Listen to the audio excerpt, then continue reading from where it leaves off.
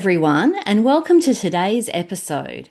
We're going to be talking about The Rustler Hunter by R.J. Sloane. So, this one is historical fiction. It's a Western. It's set in Arizona in 1898. It also has a romance in the story and it fits within the Christian fiction category. And it's also book one in the Harper Justice series. So, why did I want to read this one? Well, the author offered me an ARC, and I looked at the book and I thought, this looks really interesting because I don't mind reading Westerns. I just don't read them that often. And when I do read them, I enjoyed them. And I very much enjoyed this one.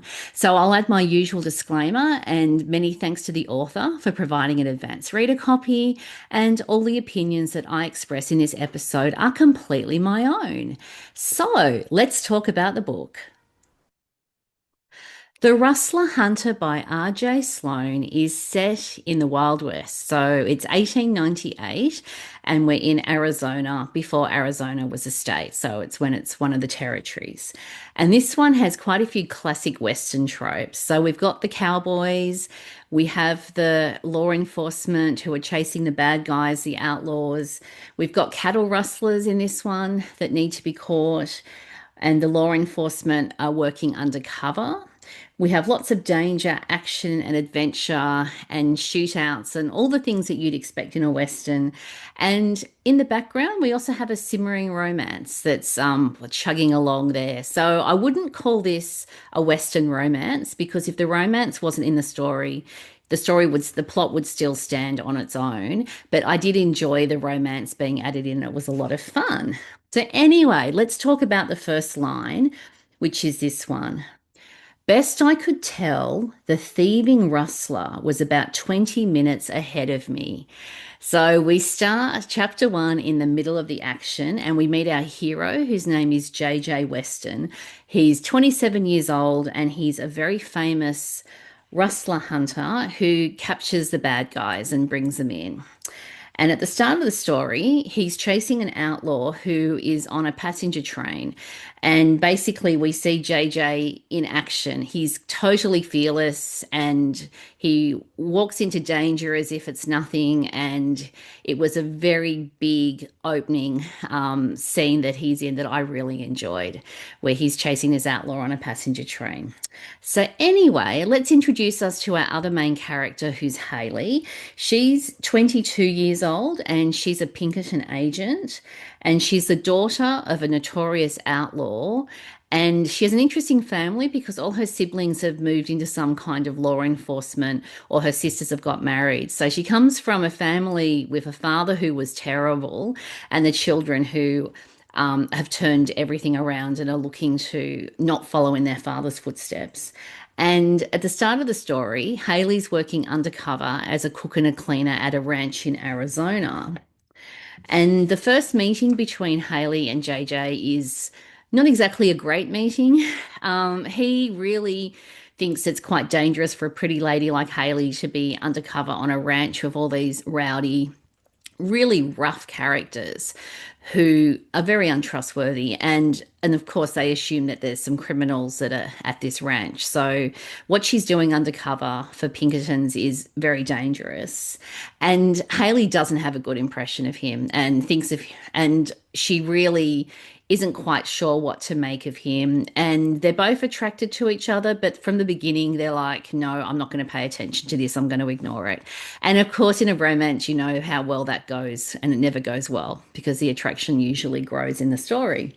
So, anyway, we have a lot of problems in this book. So, we've got our main character's working undercover, and that includes Haley's brother, who is a federal marshal, and they're all at the ranch trying to work out what's going on, who's stealing the cattle from the other ranchers, how's the operation working, who's in charge, and it's basically a big sting operation to shut down these outlaws that are causing all this trouble. And we have the simmering romantic tension because they're undercover. They can't blow their covers. So that is an added complication in terms of a romance as well between JJ and Haley. and makes everything more complicated. And there were so many things I loved about this book. So the classic Western story elements, the fight scenes, the shootouts, all that sort of stuff that I grew up watching Western movies on television. So I always enjoy reading a Western and seeing all the action and adventure that's playing out in the dangerous situations. So we have the law enforcement versus the outlaws, action and adventure, and suspense as well with the undercover operation. We've got this little romance simmering in the background between our two main characters. And also, the characters have quite well developed backstory. And particularly Haley with her family relationships, they're all quite complicated and quite interesting. And the series is about her siblings. So, in other books in the series, you'll meet her siblings as well. And you'll discover that there's a lot of emotional baggage that comes from their family of origin. And JJ and Haley have really lived very hard lives. Life is not easy in the West, and it hasn't been easy for these two. And they had a lot of trust issues to overcome in the story as well. So, my favorite book quote in the story is this one. When justice is executed, it is a joy to the righteous, but a terror to evildoers. And this comes from Proverbs in the Bible, and it's Haley's brother who actually says this. And this is really their family motto, where they've had a father who was lawless and really was not a very good father. And the story, we start to see what was actually going on in their family of origin. It was very complicated. And his children who've grown up wanting to right the wrongs and restore the family name and actually fight for justice and what's right. And that brings us to the faith elements in the story, which I would describe as being relevant. We're dealing with themes relating to trust and redemption and justice as well in the story.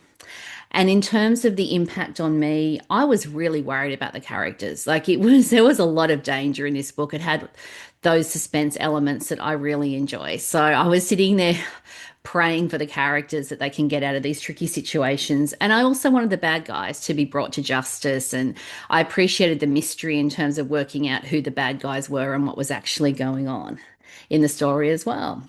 So, as I said, this one is book one in a series, but it could definitely be read as a standalone story because of the way that the stories are set up. So, you could read it out of order when the future books come out as well. So, in summary, I would recommend this book to readers who like classic historical westerns. If you like the 1898 Arizona setting on a ranch, you'll like this one. If you like the outlaws and the cowboys and the cattle rustling and all those story elements, then you'll like this one. If you like danger, suspense, action, and adventure, there's plenty of it in this book. And it really is a page turner. You keep turning the page and keep turning the page to find out what's happening next because there's always something going on in the story. And if you like your historical westerns with some romance, it's added in and it's not front and center in the book. It sort of simmers along in the background, but is a complete romance arc, then you'll like this one. And if you like your historical westerns that have relevant faith elements, that look at issues including trust, redemption, and justice, then you'll enjoy this one as well. Thanks for joining me today. Does The Rustler Hunter sound like a book that you'd like to read? Have you read it? What did you think? You can let me know. If you're listening on the podcast, you can send me a text via a link in the show notes. If you're watching at YouTube, you can like the episode and leave a comment at YouTube. You can also email me via my website where I have a contact form, and that's at narelleatkins.com. And also, please subscribe if you've enjoyed listening to this episode. And you can subscribe at your favorite podcasting app or at YouTube, and then you'll be notified when a new episode drops and you won't miss any. And also, please share the episode link with a friend who you think would enjoy reading this book and who likes historical westerns. Thanks for tuning in and see you next time.